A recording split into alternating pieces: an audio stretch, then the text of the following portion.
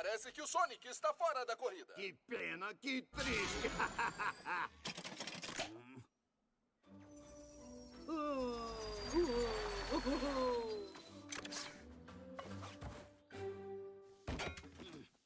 Parece que levamos essa corrida a sério demais. Agora nenhum de nós vai vencer. Conhecendo o Eggman, ele vai ficar se exibindo antes de cruzar a linha de chegada. Se conseguirmos reparar o seu carro, talvez ainda tenha uma chance. Só precisamos de umas peças. Peguei. Mais um. Pronto.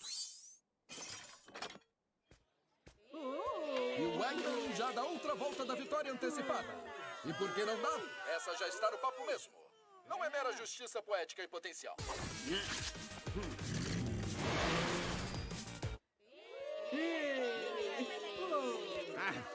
Bom, não posso vencer de estômago vazio.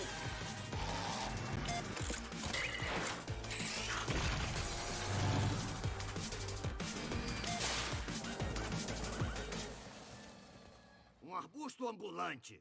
Ei, espera um segundo.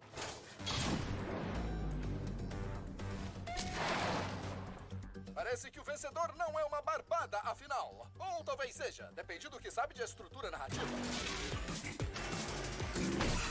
Com esse lixo extra, o seu carro pesou. Tinha razão em comemorar logo a final.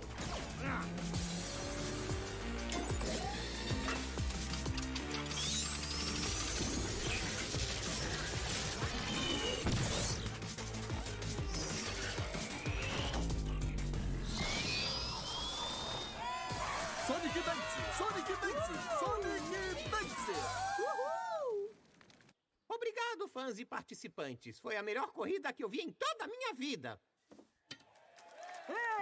Vencedor é todo aquele que se esforça ao máximo. Como é que é? Mas são apenas troféus de participação. Leia e chore, Sonic. Aqui diz que sou um vencedor também. Tradução Virgínia